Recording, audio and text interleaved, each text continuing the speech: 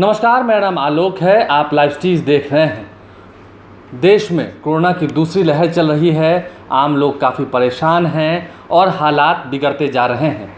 ऐसे में आप तस्वीरें अक्सर देखते होंगे शमशान घाटों की और अस्पतालों के बाहर की। कैसे लोग तरफ तरफ का दम तोड़ रहे हैं। कई जगह पर ऑक्सीजन सिलेंडर्स की कमी हो रही है, रेमडेसिविर दवा की भी कमी हो रही है और लोग मारे जा रहे हैं। क्या बढ़ता हुआ जो कोरोना का संक्रमण है ये दोषी है, या जो हमारा सिस्टम है जो बदहाल चल रहा है? अभी भी 14 महीने हो गए कोरोना के, लेकिन अभी भी क्या तैयारियां पूरी नहीं की गई थी?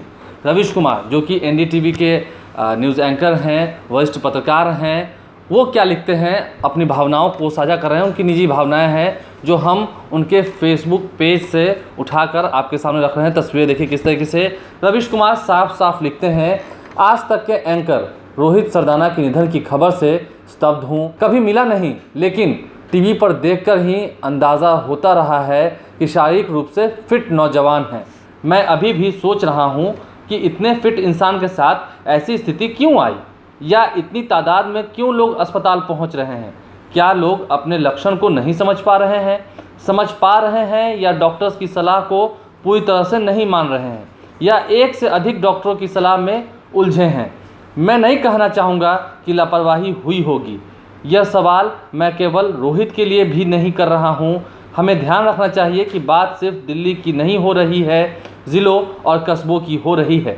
मैं लगातार इस सवाल से जूझ रहा हूँ कि घरेलू स्तर पर इलाज में क्यों कमी हो रही है, जिसके कारण इतनी बड़ी संख्या में लोग अस्पताल जा रहे हैं। कई जगहों से डॉक्टरों के बनाए व्हाट्सएप फॉरवर्ड आ जा रहे हैं, व्हाट्सएप मैसेजेस के बारे में वो बता रहे हैं, जिसमें कई दवाओं के नाम होते हैं, जिसके बाद मरीज़ और डॉक्टर के बीच संवाद रहता है या नहीं। मैं डॉक्टर नहीं हूँ, लेकिन कोविड से गुजरते हुए खुद को अनुभव किया है कि उससे लगता है कि मरीज़ और डॉक्टर के बीच संवाद की कमी है।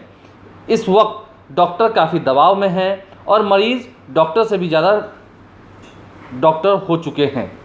ऐसे में रवीश कुमार, जब फ़िलहाल वो भी कोरोना से संक्रमित हैं, कोरोना पॉजिटिव पाए गए थे, उन्होंने साफ साफ आगे क्या लिखा है आप तस्वीरों के माध्यम से देख भी रहे होंगे। इसलिए मैंने एक कमांड सेंटर बनाने का सुझाव दिया था, जहां देश भर से रैंडम प्रिस्क्रिप्शन और मरीज के बुखार की डिटेल को लेकर अध्ययन किया जाता, और अगर इस दौरान कोई चूक हो रही है तो उसे ठीक किया जाता। जो अच्छे डॉक्टर हैं उनके अनुभवों का लाभ जिलों तक एक साथ पहुँचाया जा सकता, ताकि डॉक्टरों की दुनिया अपने अनुभवों को लगातार साझा करती रहे। यह काम कमांड सेंटर से ही हो सकता था, क्योंकि निजी तौर पर अब डॉक्टर के पास कम वक्त है। मैं रोहित के निधन से स्तब्ध के बीच इन सवालों से अपना ध्यान नहीं हटा पा रहा हूँ। बात भरोसे के डॉक्टर की नहीं है और ना ही डॉक्टर के अच्छे बुरे की है। बात है इस सवाल का जवाब खोजने की कि क्यों इतनी बड़ी संख्या में मरीजों को अस्पताल जाने की नौबत आ रही है। कई लोग लिख रहे हैं कि आज तक ने रोहित सरदाना के निधन की खबर की पट्टी तुरंत नहीं चलाई। मेरे ख्याल से इस विषय को महत्व नहीं देना चाहिए। आप सोचिए, जिस न्यूज़ रूम में यह खबर पहुंची होगी, बम की तरह धमाका हुआ होगा। उनके सहयोगी साथी सबके होश उड़ गए होंगे, सबके हाथ पांव कांप रहे होंगे। आप बस यही कल्पना कर लीजिए तो बात समझ आ जाएगी। दूसरा, यह भी मुमकिन है कि रोहित के परिवार के कई बुजुर्ग हों, उन्हें सूचना अपने समय से हिसाब से दी जानी है। अगर आप उसे न्यूज़ चैनल के ज़रिए ब्रेक कर देंगे तो उनके परिवार पर क्या गुजरेगी? तो कई बार ऐसी परिस्थितियां होती हैं। इसके अलावा और कोई बात हो तो वहां न्यूज़ रूम में खड़े उनके सहयोगी सच का सामना कर रहे होंगे। बात भले बाहर ना जाए, उनकी आंखों के सामने तो गुजर ही रहा होगा। खबर बहुत दुखद है। कोविड के दौरान कई पत्रकारों की जान चली गई। सूचना प्रसारण मंत्रालय उन पत्रकारों के बारे में कभी ट्वीट नहीं करता। आप बताइए कि कितने पत्रकार देश भर में मर गए। सूचना प्रसारण मंत्री ने उन्हें लेकर कुछ कहा? उन्हें हर वक्त प्रधानमंत्री की छवि चमकाने की फुर्सत नहीं है। इस देश में एक ही काम है, लोग मर जाएं लेकिन मोदी जी की छवि चमकती रहे। आप लोग भी अपने घर में मोदी जी के 20-20 फ़ोटो लगा लें, रोज़ साफ़ करते रहें ताकि उनका फ़ोटो चमकता रहे। उसे ट्वीट कीजिए ताकि उन्हें सुकून हो सके कि मेरी छवि घर घर में चमकाई जा रही है। आम लोगों की भी जान चली गई, प्रभावशाली लोगों को अस्पताल नहीं मिला। ऑक्सीजन नहीं मिला, वेंटिलेटर बेड नहीं मिला। आप माने या ना माने, इस सरकार ने सबको फंसा दिया। आप इनकी चुनावी जीत की घंटी गले में बांध कर घूमते रहिए, कमेंट बॉक्स में आकर मुझे गाली देते रहिए, लेकिन इससे सच नहीं बदल जाता। लिखने पर केस कर देंगे और पुलिस भेज देने की नौबत इसलिए आ रही है, सच भयावह रूप ले चुका है।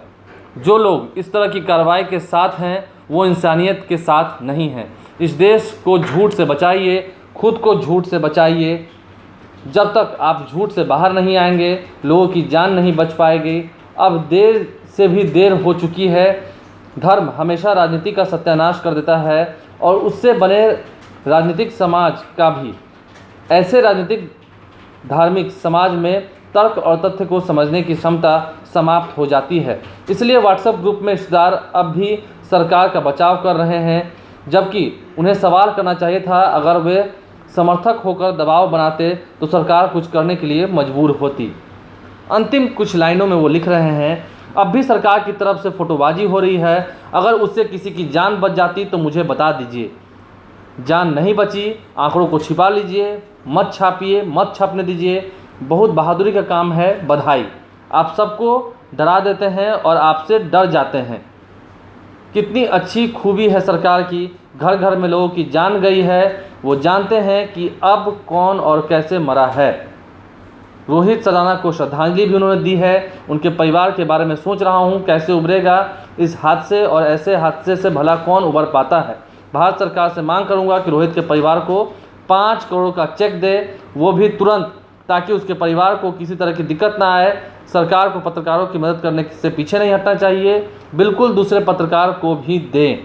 कम से कम इसी बहाने इस बात की शुरुआत होनी चाहिए, जिन पत्रकारों को कोविड से मौत हुई है उनके लिए सरकार क्या सोच रही है। आज तक मैं रोहित के सहयोगियों को इस दुखद खबर को सहने की ताकत मिले। रवीश कुमार। तो आपने देखा रवीश कुमार ने कितनी भावुक बात लिखी है। हालांकि सरकार की उन्होंने आलोचना भी की है, कई सुझाव भी दिए हैं। रोहित सरदाना जो कि आज तक के मशहूर एंकर थे, उनका निधन हो गया इस कोरोना महामारी की चपेट में आने के बाद। हालांकि उन्हें अंतिम समय में हार्ट अटैक आया था, उनकी हृदय गति रुक गई, जिस कारण उनका निधन हो गया।